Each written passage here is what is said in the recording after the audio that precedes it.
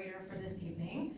In addition to being FX and 20th Television's longtime partner and collaborator, he is an Emmy, Golden Globe, Tony, and Peabody Award-winning screenwriter, producer, and director. Please welcome executive producer Ryan Murphy.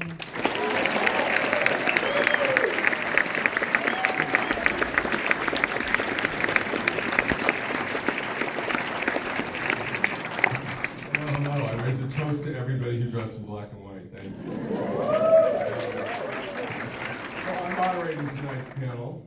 I used to be a journalist. I interviewed many of these women when I was a journalist, which is hilarious, full circle for me. So this was a real passion project, Capote versus the Swans, for Mr. Robbie Bates and I, who worked on this with Gus Van Sant for several years. And we had really only two rules when we wrote it, which was, A, finding Truman Capote is going to be really impossible. It had a happy ending. And the second part of that is we really wanted icons to play icons. And the interesting thing about the casting of this show is every first choice that we had said yes, which was the first for me in my career, and I was so thrilled. And I would like to welcome them all to the stage. First of all, Miss Naomi Watts.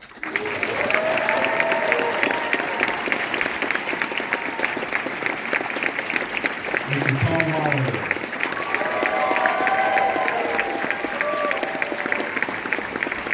Miss Diane Lane. Miss Cloe Sevigny.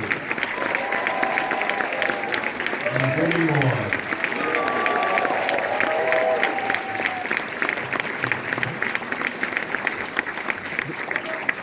An iconic murderer's row, we call them. I'm going to start with Naomi. Naomi and I were doing a show together called The Watcher when I started to work on this with Robbie, and I immediately thought of Naomi as Babe Paley and called her. And Naomi, when you read the script, one of our first conversations, the thing that you were the most excited about was that you would be working with a lot of women in those scenes of Lacote Basque and many, many others. Can you talk about that experience for you as an actor, and how different is it now in Hollywood than you think it was when you started off, years ago doing Mulholland Drive? Yeah, incredibly different. I think, I don't know there's that many projects that I've done where there's more than one woman in the story. It's usually you and a bunch of guys. So it was so rare. And I've grown up watching these women tell incredible stories years after years, and so it was blowing my mind when I read those scenes, and knowing who was going to play the roles. And I think we're all incredibly grateful to be able to tell these stories of women at this point in their lives, and thanks to you, because you are, a groundbreaker like that, because not many people are willing to tell stories where there's so many women of a certain age. And look, we're half the population, and a woman's story is interesting at every age, so I have to commend you for that. I have great partners, I have Dana Walden and Mr. John Landgraf and Gina Bailey, and one of the great things is they've always said yes to me, and we've always proven that if you build it, they will come. I really believe that about programming. And whenever people read something that has primarily a female cast, when I was coming up, it was like, well, people aren't going to watch that, or people aren't going to show up, and they always do. I mean, this show was a really big hit, and I think it was because of the power of the actors in it, and it was relatable to them, the subject matter. Diane, what was it like for you? You were on the cover of Time magazine when you were how old? 12? No pressure. 12, I think. The same question for Naomi. I find it interesting because has it been unusual for you to work with women in Hollywood through your career? Yes. Talk about that. Oh gosh. I mean, yes, the perils of Pauline. I mean, you know, if you have a woman, then she's usually in some triangulation of a power control of men, statistically speaking, and it was so refreshing to have a man be in a woman's web with all the spiders around you. It was a refreshing, different triangulation where the power structure was to the women rather than the traditional situation where a woman is supposed to be so sort of not contrite, but grateful is a good thing, but groveling is different. And I find that sometimes throughout history, in terms of representation on screen, it's just so wonderfully refreshing to see women of power, with power, unafraid of their power, unapologetic for their power. And so it was a delight to have all of us be sort of giggling and pinching ourselves with this wonderful opportunity. So thank you so much, Ryan. And Robbie Bates for doing an amazing script that we all just... It's interesting too, I would imagine as actors, you know, we've all grown up watching each other, you know, like everybody, as I recall, whenever we shot in that wonderful set that we built for Cloe Basque, like, I remember the first time I saw all of you in there, in the big fight with Demi's character. I was like, wow, this is a dream come true for me, because I've been fans of that must have been interesting to be with women that you admired for so long and had probably not met everybody, had you? Okay, still me. I'm still starstruck.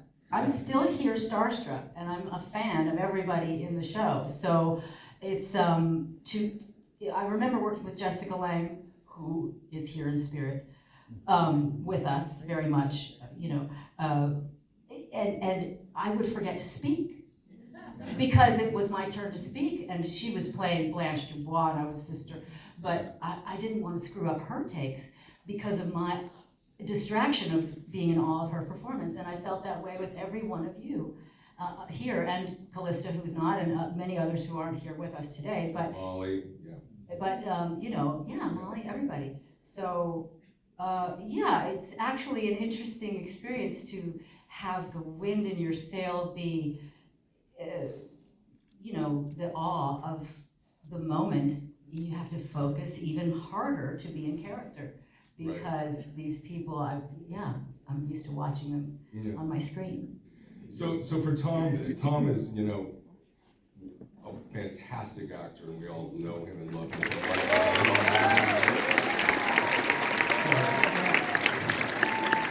One of the things about this show that was really interesting is when we were working for at least a year and a half on the scripts, and Robbie Bates wrote all of them. And when we were doing the scenes, I was always Truman, Capote, and Robbie was always the ladies, or specifically Babe. He did a really good Babe.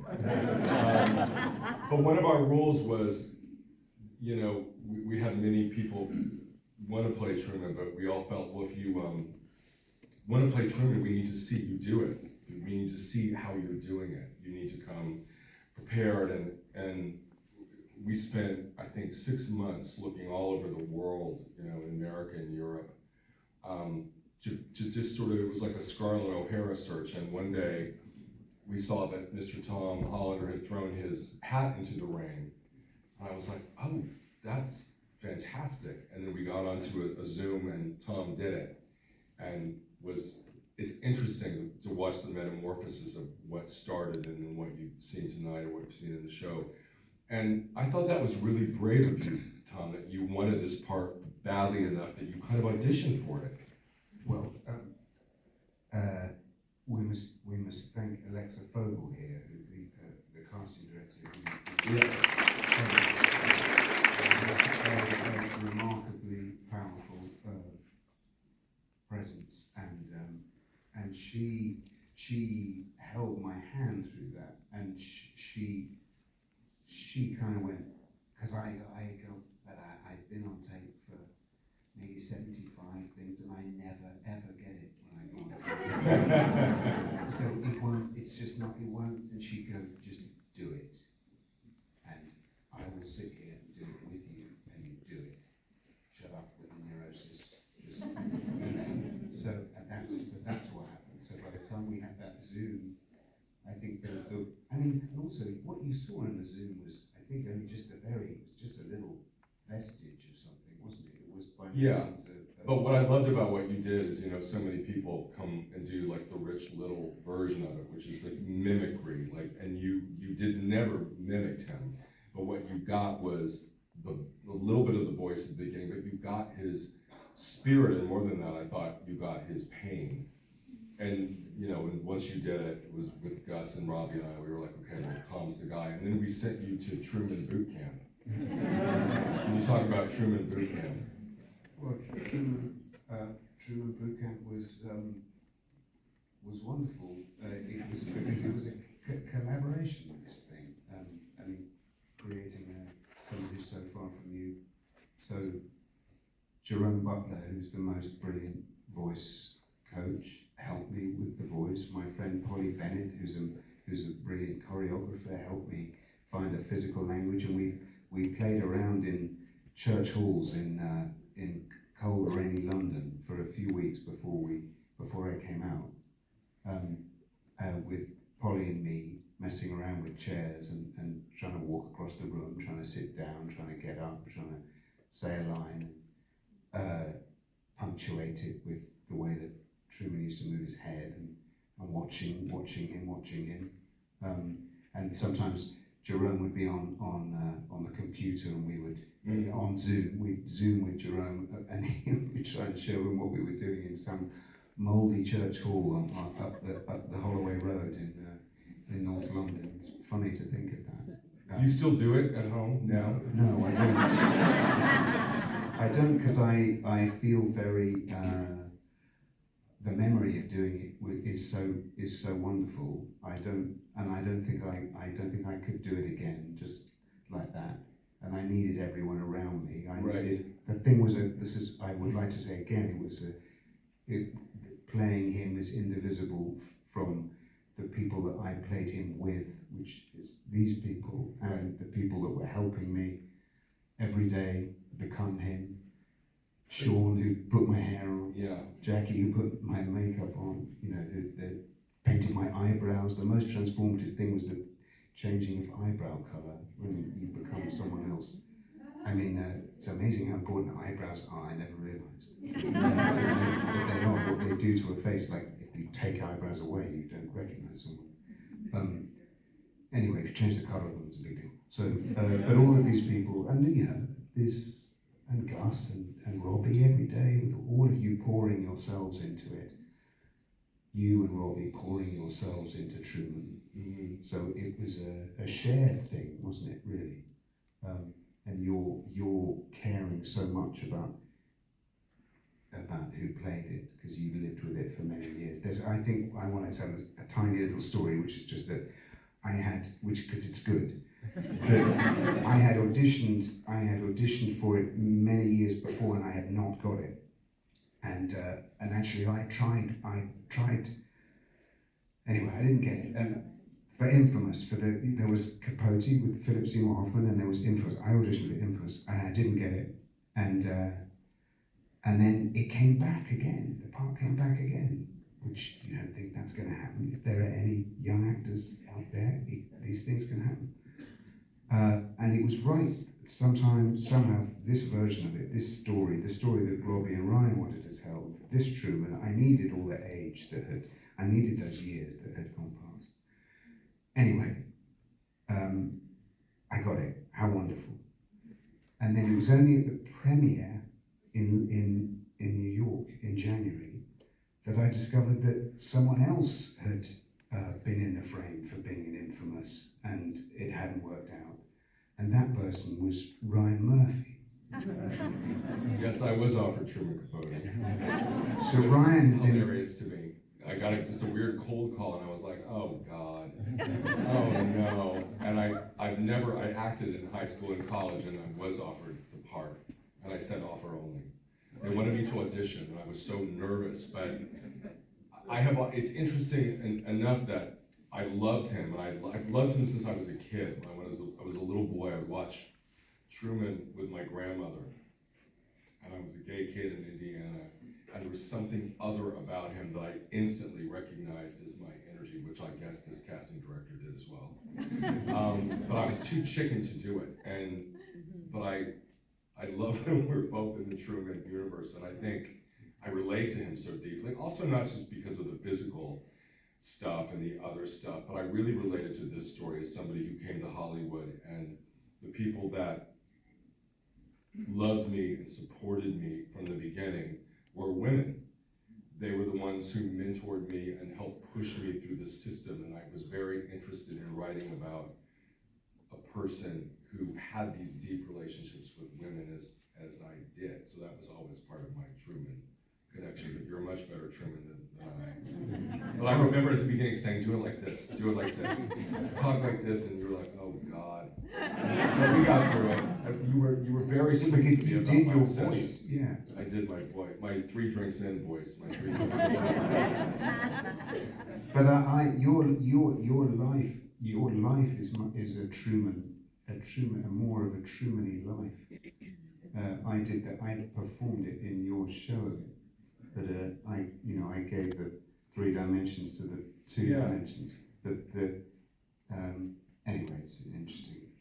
It was also when we were writing, it was something. It was a very universal story to me at that time in my life, because I think it's a very universal idea about people you come up with and long friendships, and people that fall away, or people you have falling outs with and you regret. And to me, it was about reaching a certain point as a person where you felt such pain. I mean, I felt such pain for all of you with your fallings out with Truman. I mean, except for CZ, who stayed to the end and went through the Studio 54 year. But I think it's a rock And so, Chloe, for you, interestingly enough, I worked with Chloe and loved her work for years, and I always think of Chloe as this icon of style and fashion and coolness. She's always been that person. And when we wrapped, I had this really amazing, moving moment where you came up to me and hugged me and you said, thank you, because people never think of me to play roles like this. And I was like, what are you talking about? You're like America's First Pilgrim. You're like the classiest lady of them all, and you have a Connecticut background. And I was shocked about that, and I wanted you to talk about, that was a revelation to me, because I think you very much are in this world. You certainly understand it, and this was the first time somebody's offered you a part like this. Yes, I don't tend to get offered glamorous ladies. I don't know why. I'm always, downtrodden and sister wife from Thank you. So I remember, recently I went to, and the first episode had aired, and I had watched it, and we ran into one another, and I was overwhelmed. I was overwhelmed by the response and the opportunity, and I started crying. I couldn't contain myself and had to bow down. Thank you, which I still should do every day. I guess I don't know what happens in Hollywood. I mean, somebody else might have a better answer to that. Casting directors or producers or the powers that be just see you in a certain way, and sometimes it's hard to break out of that, even though I might be the most glamorous gal on the red carpet. I don't know why they wouldn't necessarily think of me for those parts, but I also think there's a dearth of glamour. Yes. In television and the movies right now. Yeah. There's a lot of people feel the need to tell different kinds of stories, and I think people were yearning for a little bit of glamour, and people really enjoyed that aspect of this show. But you grew up with women like CZ. You knew her. After we wrapped, and now doing press and talking about it, I realized that I was actually playing my mother. She's, a nice Catholic girl from Philadelphia, but she had waspy aspirations, and she used to make me read Emily Post and send a thank you note to everybody after every party. I'm like, who does this? And she holds, she's 83, and she holds really all of those older kind of social graces. She holds really strong, she has really strong feelings about them. She's always trying to tell me to be more mysterious and this and that, and, and keep on wanting more. And so I was like, wow, I played my mother, or at least I played somebody she'd finally like to watch.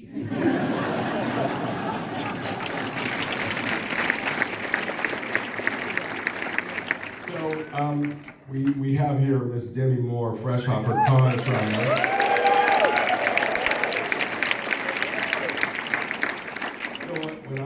I've known Demi for a long time, close to 20 years, and I tried to work with her forever, and I finally got her to say yes, and actually I just said, you're not saying no, and I hung up the phone. I think I got out of Dodge real quick. So when I was reading about, and I wrote her, when I was reading about Demi, this moment you had in the past week at Cannes where your new movie debuted, and you in the movie got an 11-minute standing ovation, I think. 13. I was so, and I wrote you, I was so thrilled for you because I feel like you have been such a star and such a great actress and such a hard worker. And people were writing articles and I was reading things in the press and I was like, that's always how I felt about you. I always felt you were so important, what you've done for actresses, how you broke the glass ceiling when you were, really doing wage pioneering work for women in Hollywood. And I kept reading, between our show and the movie, that it was like a comeback. And I'm thinking to myself, well, she's never gone away. I mean, she stepped away a little bit to raise her girls, but what was that experience like for you to feel, what I felt about you for years, and I've told you this many times, about how I went and saw Disclosure 4 weekends in a row at the Beverly Connection. Could never get enough of Miss Moore. But what was that like? Did it feel like validation? The interesting thing and the great thing that comes with age is a certain level of acceptance and wisdom. And what was beautiful for me in this experience is that I was able to step in and receive, not make it greater than it was, but not make it less than it was. And it's not that I'm coming back, it's that I've come into myself. And that's the difference. That's beautiful. Wow, that's really good. Would you felt the same 5 years ago? No, I don't think it would have been the same experience because I don't think that I was holding myself or others or life in the same way. It's I think that there was a period of time where I really wasn't sure this is what I should be doing. Like, was I good enough? Is this really where I belonged? And then I thought about it. Was this kind of like a song that would feel like it was never finished if I didn't step out and take the risk? And so it just meant shifting my energy, and just as things happen when we put out an intention, you have to see what comes back from that. Mm-hmm. And I was off making the movie that just premiered at Cannes, and you made that call and you said, please tell her not to talk herself out of it before we even get on the phone. Yeah. And I realized even before we got on the call that whatever this was, I was just going to say yes. And I just trusted that it was exactly where I needed to be. And knowing this incredible group of women and actor, that I was going to have the privilege to be around, and I too felt that awe. That first day in the Côte Basque, I felt like the little kid in the candy store, like the idea of getting to just watch everyone at work. And when we had that scene with Jessica, I thought we were sitting on the couch watching a master class, literally. It was an interesting show because as I recall, when people were shooting, everybody stayed on set to watch everybody else. Almost nobody went to their trailer. Everybody was very aware that we were working with like a great, rarefied, once-in-a-lifetime group of people. Like, I did feel everybody was doing that. I want to talk about as Chloe was saying, they don't make glamorous things anymore. And let's talk about this show, because that's in the DNA, I think, of this show. And our costumer, Lou Eyrich, is here. Where are you, Lou?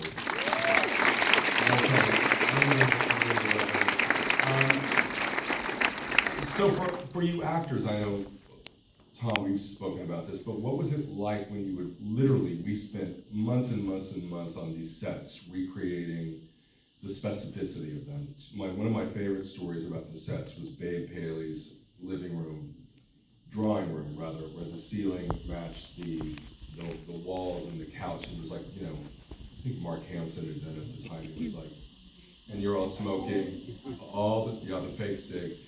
But we were so devoted to the idea of getting it right that we found as many pictures as we could, for example, of the Copas. But the Babe drawing room, I remember that wallpaper that she had covered everything with had gone out of print. And what we did is we found a way to 3D image that exact wallpaper, and then we copied the exact pillow formation. So when you actors would walk into these sets, what was it like, and how does that help you as an actor with the clothes and the production value? Because we spend a lot of time and energy with wonderful artisans and craftsmen. So I'll start with you, Naomi. How does that help you? It's so helpful. Everything you looked at, every prop. I mean, I wished I could take it all home, like these wonderful sculptures, the paintings, you know, like incredible paintings, obviously replicas, but, and to just think that you were gliding through these rooms and, you know, not even really looking at them necessarily, just sweeping by, but knowing about art, and that was something that Babe really did, and part of her fascination with this friendship, that he was knowledgeable in art and literary. And, you know, everything helped get you closer, whether it was the cashmere trousers, or the Hermes scarf, or the teeth that I had to wear because she had an accident as a teenager and had false teeth, and my teeth are a little janky. So I had to learn to speak with those and not sound lispy and feel strange. And, you know, lenses, brown eyes. I really look nothing like Babe Paley. I don't hold my body like Babe Paley. You know, never a hair out of place, always dignified, never extreme. And so all of these things helped you tell the story or get closer to it, and were instrumental, as well as the writing. I mean, you just talked about us all sitting around watching. It's absolutely true, because we wanted to see how the tone of this was moving all the time. And it's so rare that you get the opportunity where everything feels on the same level. And that means the writing, the filmmaking, the world, the performances, and it just felt incredibly exciting. So you didn't want to leave the set. You wanted to just keep watching the process. And then to have it get to the point where the result is pleasing to an audience, it's just so rare. So, good. Yeah. And what about the rest of you guys at La Côte? What was that like? The set, because I remember seeing it for the first time and being stunned at, I mean, the proportions of the room were exactly the same. What was it like working in that room? Because it felt to me, even though it was a set, it felt very haunted by ghosts. It was kind of otherworldly and cool in that way. It's true. I just need to back up a little bit more and gush a little bit more about Lou Eyrich, and watching the show and gathering for scenes that were being filmed and hiding out and watching the monitor. Seeing Joe Montello in his corduroy shearling, my heart broke open. I understood this character in a way that it was a layer that an actor wishes that they could give, but it's very much about costume and place, of course, and art and the world in which we live. But I just had to gush about the jacket, because whenever I get to see Truman at home, how is he when he's not on duty? And it was such a feast of truth through all the departments coming together, doing just apex work. Mm. And thank you for the budget. I speak on behalf of many when I say that. And that's my 2 cents. Yeah, like the wallpaper, just like the specificity of Babe and my character at the Yves Saint Laurent show. It's the Ballet Russe, and they had all the original garments that the models were wearing, and it was just like, I was floored. I was like, what, can I buy those, first of all? Where are they going after this? It's just the specificity it was incredible, and so impressive, and so much work went into it, and it was just, I think that's what you do so well, Ryan, like as a producer and showrunner, and your worlds are always so immersive, and I think that's, what your fan base expects and loves and adores about these worlds that you create, and this one just kind of topped all the rest. Well, I always start from like a fanboy position, because this show is my sweet spot, like as a young person, looking at the library, copies of Architectural Digest with Babe's house and Slim's house, and it was what I grew up with, and I worshipped it, and I wanted to pay tribute to, and I think everything I do that's historical is in some way, I'm either trying to figure out something in my life, or I want to pay tribute to people who meant something and gave me a permission to dream. I felt that way about Truman specifically, but when Tom had a hard road of it, because I spoke early on to you, Tom, about not wearing any prosthetics, and to try and push yourself to look like him in Decline, which you bravely did. And I think everybody on this show is so hungry to find videotape of their real life counterparts. And many of them, there's not a lot on any of them, really. I don't even think, is there anything even about Anne at all? A video? No, there was actually very, very, very even few images of her, nothing of her at the ages we were playing. Right. And I too look nothing like Anne, but I feel like I understood the essence of what you were looking for within her. There was actually, when we were shooting, a book came out called Deliberate Cruelty. Yeah. That was specifically about the relationship between Anne and Truman, but there was actually very little. And that was kismet, actually, because that book came out, I think, 2 weeks before we shot the big scene where you confront Truman in the black and white ball, and you and I had both read it, and there was a couple passages where Anne talked about Truman, and you wonderfully called me and said, let's put this point of view in her mouth, because we know that's what she felt, and it was the first time we'd ever heard that. So it was a very vital thing making this show. It felt very alive. That episode specifically, was based on just a little clip that the brothers, the documentary Maisels brothers, had made about Truman. And we thought, in a Fantasia way, because Truman didn't care about the truth. He was much more interested in his idea of the truth. So that episode was a tribute to that. But for Tom, back to that question, was there one piece of videotape or any research that you really could nail down, okay, this is the Truman that I want to tell? What was the most important piece of research for you that you found? Oh, well, I don't think a single one, but somewhere between the Maisels, him in his prime, his most confident, his lightest, all the way that on a spectrum from there to the Stanley Siegel appearance where he's half dead, and then even a later one. Those TV appearances were. I loved the opportunity to play the decline and to play the sadness of that and the self-destruction and the loss of potential and the wasted kind of genius stuff. That's all. That's. I don't want to say it's fun to play, but it is fun to play. But both those clips were incredibly powerful. And his nakedness on those chat shows, where he just I feel maybe he was so lonely towards the end that he just, I've no basis for saying this other than it's what I thought, that he exposed himself. He was so honest on television. And how many times would you watch them as an actor? Well, I watched them a lot when I was researching it, and then I stopped watching it, and then sometimes I'd go back to it if I felt like I was losing him. Mostly it was listening to him once I'd worked it out, and it was the Maisels one. We worked out the music of how he spoke. So, and I had them on my phone, so I would listen to them before each take. I would listen to them in between takes.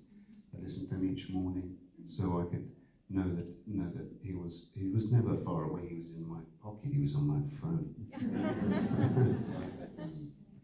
Yeah, but your thing about the sets and Lou's amazing costume work, just this sort of relentless costume work, was that the world we were in was a real world. So when we walked into the rooms, they were real rooms. Yeah. And that's I mean, it's, I'm Well, that was just tough, repeating, yeah. but that's what it does. That was So- a really cool thing about this show was, you know, just when you think you couldn't find it, it would materialize. For example, I was my holy grail to shoot at the Plaza in that room. And that hotel had sort of been taken over by the Trumps at one point. And she had gone through every room and kind of changed it. And the room where Truman had the ball was the one she was going to do before she left. So it never was touched really by anybody. It was kind of, had little tiny fixes, but nothing. So to be able to shoot that black and white ball scene in that room was just a magical. I mean, did you all feel that? Like I did. It just felt crazy, haunted and fun. And can you talk about that experience of that ball? We had chicken hash. It was really bad. Well, recreating it for the premiere, thank you so much. Yes, we That got was- back in the room. It was amazing. I mean, every single extra, their hair, their makeup, the wardrobe, it was incredible. The music, us getting able to dance, and I don't know, it was insane. I also got stuck in an elevator, so I was certain. My memories are colored by that. Trapped at the Plaza, but They said there's only 2 days of the year I think that you can shoot it, so we're like, okay, we'll take it. Because it was always booked, so we were very lucky to have that experience. And lastly, as we're wrapping this up, like I felt about this show, I think it's very easy to say that the show is about revenge or that idea. To me, it always felt like a very sad love affair between Truman and all of the women. And I'm wondering if we could just go down the row and talk about that, because you all did love, your characters loved Truman. And except for CZ, they all ended really, really badly. I mean, I don't know if Anne loved Truman. She did at one point, don't you think? Before it all went bad. I think she wanted to be accepted by Truman, but I don't know. I mean, Anne was a little on the outside. Come on. Yeah. Poor sad Anne. I also got that this was a lot about the power of forgiveness. Yeah. And that was very moving, like Babe recognizing that towards the end of her life, about not wanting to hold on, and those who weren't capable of letting go and forgiving. I thought it was really a powerful part of the message that was carried in this. Chloe, what did you think about the love story element, the tragedy of it? Because she stayed with him until the end, until she didn't, but. she didn't. I think, you know, the tragedy of these women too was that, like, as I was saying before, they were expected to have a certain reserve, and I think that they could live vicariously through Truman and how gregarious he was, and like they were so drawn to him from that because he could be free in a way that they couldn't, and so I think they felt like very liberated through him, even though they had to hold a certain, you know, hold themselves and carry themselves a certain way, and yeah. So Diane, I know that Paley talked openly about missing him and wanting to see him again, but never being able to pick up the phone. How do you Slim felt about him at the end? Well, I was very fortunate as an actor because I had the benefit of her autobiography. But I will say that I think she learned how to be very judiciously omitting of a lot of her life from her experience, having every little thing be a potential firebomb. So, but I read the book. It was a joy. I fell in love with Slim, but I also was looking for Truman so much in there, and I think she knew that anybody getting a hold of her book would. And so what she had to say was kind and thoughtful and circumspect and tender about his demise. And she was celebrating the good times in her memoir and remembering their times going to Russia and all around Europe and getting to be the first person to read his. She was a champion of his, and she was his first agent and negotiated $1 million for his first getting that script to be dignified the way it should have been, financially remunerated, and then got Swifty Lazar to be his first agent. So she really went to bat for him, and he would call her Big Mama, and that's very sweet because she was tall, certainly compared to me. She was statuesque, but anyway, I think with time she forgave after. I mean, people are deified when they die. We always say, well, after all, let's lay the wreath of forgiveness upon somebody's tombstone of your heart, whatever that is. We see it in this story when Truman goes and has his conversations with Babe afterwards, And so for Tom and Naomi shooting that scene in front of bird doors where they run into each other, so that obviously did not happen in real life.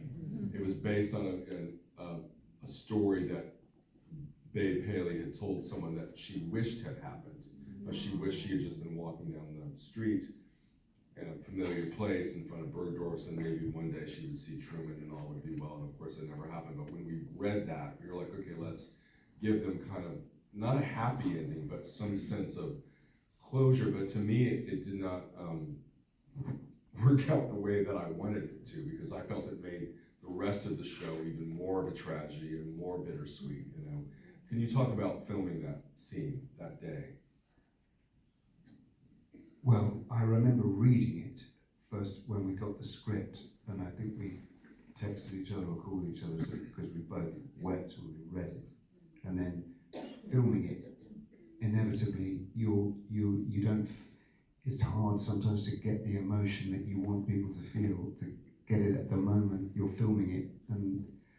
But I remember being frustrated, and also that paparazzi guy was there and he was getting in the way, and Naomi was handling him brilliantly.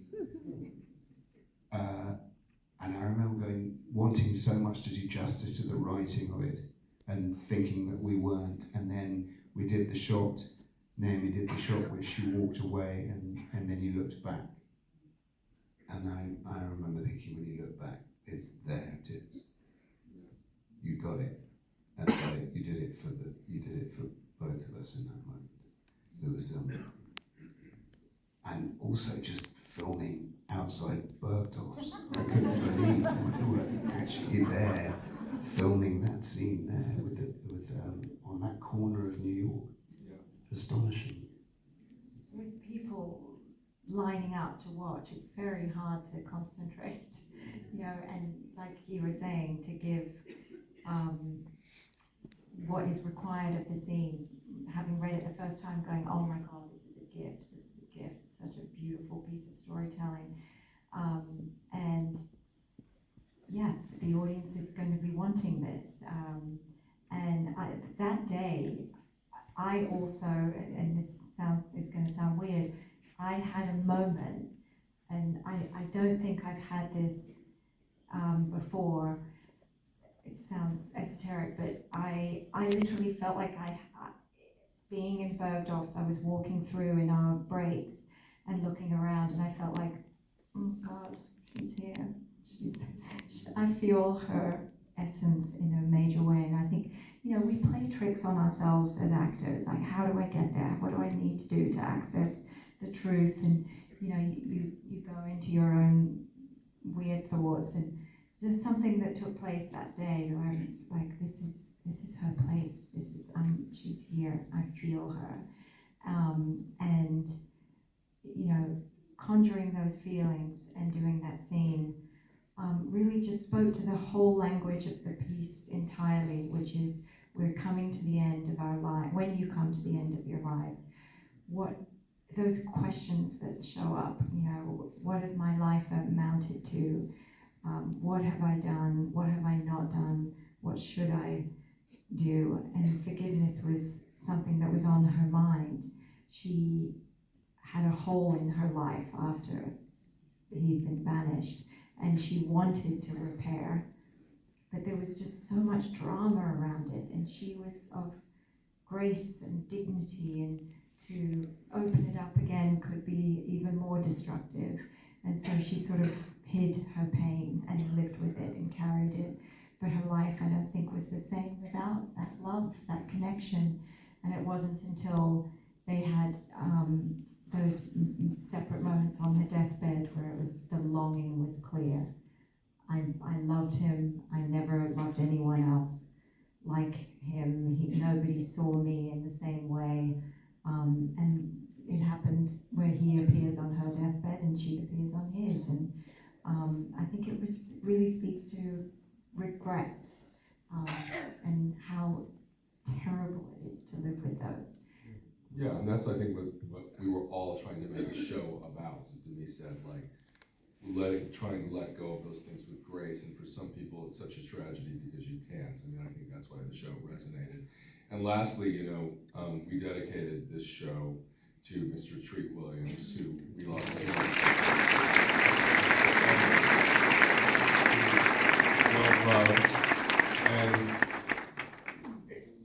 my last memory of Treat was one of our last weeks. Some of the cast was gone already, but some of us remained, and we had a big dinner that Tom threw for anybody who was still in town, and we went, and Treat was there, and funny, and my last memory of him as an actor, as a person, was we were leaving, and he grabbed my cheeks, and he goes, "I just want you to know I loved every minute of it."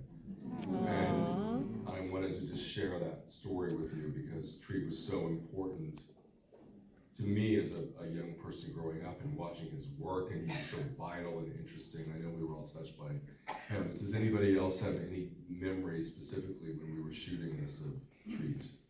Naomi, you had a lot of scenes with him. Yeah, I mean, I think we've all talked about how this was a pinch me moment, just getting our hands on such delicious material.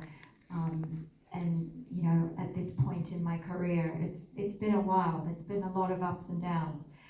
But, and here I am in my 50s feeling that kind of gratitude. He had his 71st birthday on the set, and he was just like, I can't believe this material.